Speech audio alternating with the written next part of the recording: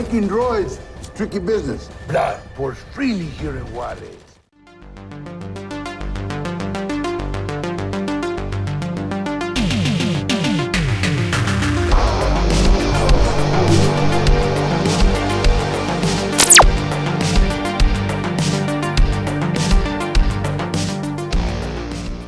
We are talking about the explosive sci-fi actioner CARTEL 2045, which was originally known as JUAREZ 2045, written and directed by Chris Lee, whose background I believe is in sort of graphics, and obviously you can expect that to be quite an effects-heavy movie. So this movie takes place in, well, 2030, only joking, 2045, you knew what I was doing there. And it basically tells a story that the kind of Mexican cartels have essentially gained so much power now, they have actually employed droids, robots, to enforce their agenda basically, and really kind of help them run home with the drugs war. And it's kind of, it turns out that there's this ex-marine who is in prison, and he's got some kind of like chip implanted in his head that was kind of remained there through some kind of earlier experiment. And he's kind of got out of prison and put in with a group of other kind of like soldiers to try and kind of extract this scientist who's being held by the cartel. And he's then developing the kind of the droids and such for the cartel. So they kind of want to get him back and ultimately gain the power back. So it's up to this sort of small band of sort of black op marine type to try and fight their way through both the cartel soldiers and an army of vicious mechs and robots as well. So that's your basic plot sort of summary for CARTEL 2045. Comes out on May 1st, 2018 by Uncorked Entertainment. Stars Danny Trejo, I guess is the most recognisable name here, and I should probably expect in this type of movie he's playing the kind of the cartel leader and the kind of the basically his kind of machete type persona. So I guess you would call this Machete meets RoboCop, I suppose. What do I think about this film? Well, let's get the kind of the good stuff. It's basically a really kind of balls to the wall action. This movie doesn't stop with the action.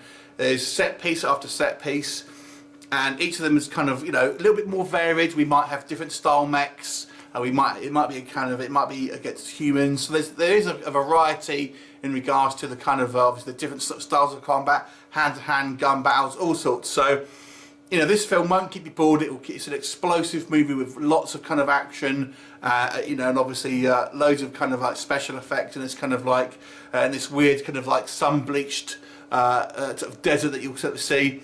The film has quite a nice, unique visual style as well. It definitely has a grindhouse feel.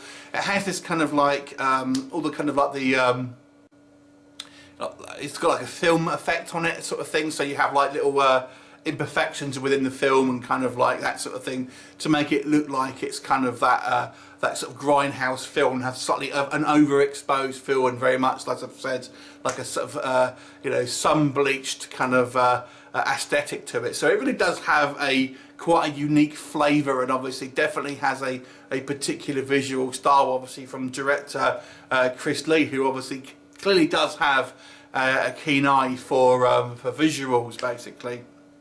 And I quite like the characters here.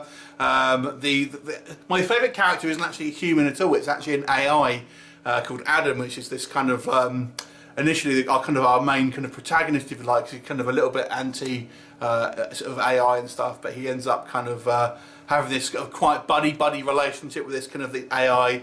And he was actually my favourite character, not even a human at all. But I think there are some good character moments with the kind of the different soldiers when they're kind of just talking and stuff like that. They kind of do seem like somewhat genuine people, and they're kind of fleshed out to a certain degree, so you kind of believe that they are kind of who they say they are, etc. And I've got to say, I did like the design of the actual robots themselves. And what was fun with this movie is they don't just have kind of like your boring kind of mechs. Because these mechs and these droids are owned by the cartel, they're all kind of blinged up, and they've got kind of like gold designs and kind of like iconography on them, kind of like you see them, they're carrying around gold-plated AK-47s, and the same with the droids here. They've all got different sort of style designs in them, so they kind of look quite cool and almost look like gangsters themselves. It gives them that extra kind of layer of sort of personality, which I thought was really, really fun.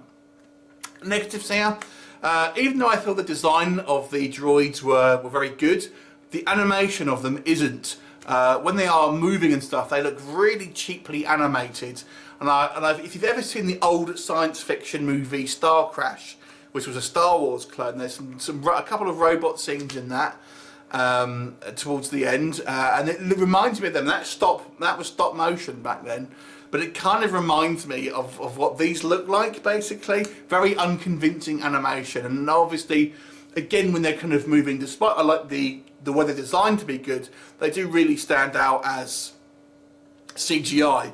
And also, I feel the actors, when they are kind of interacting with these kind of CGI creations, you don't really feel like they're this kind of lined up. They'll be kind of looking in one way, and the actual thing will be kind of like in a slightly different position to where they're looking. Stuff like that. So it does have that kind of that low budget feel to it.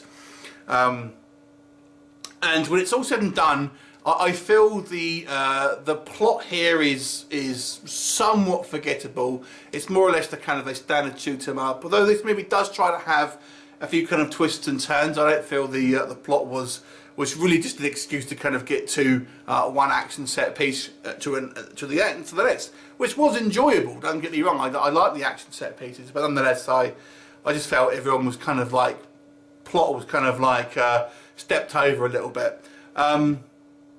Casting wise, it's fairly good. I kind of quite like the cast, to be honest.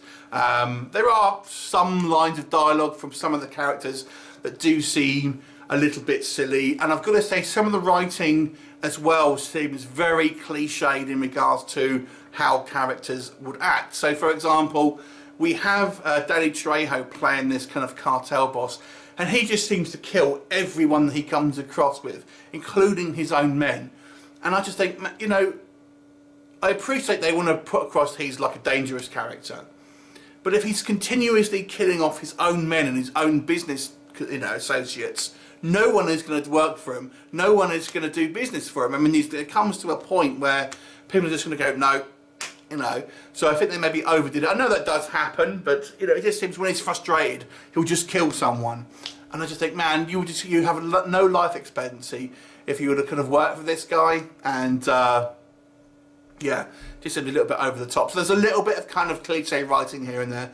Overall, this is a fun, enjoyable B-movie actioner with kind of like some quite fun effects that are on the cheaper side, but I feel if you are the sort of person who can kind of look past that, there's a lot to enjoy here, and it is kind of a little bit of a fun ride. And in this movie, I've actually been keeping an eye on for a while. I saw some promo artwork years ago for it, when it was called JUAREZ, and you know, I was keeping an eye on it, and here it is finally. So I'm glad to kind of finally get to see it, and you know, it was a fun movie. I wasn't bored in this one, so I'll give this movie a 6 out of 10. Have you seen it? What did you think of it? Leave me a comment, and I'll look forward to seeing you next time. Bye for now.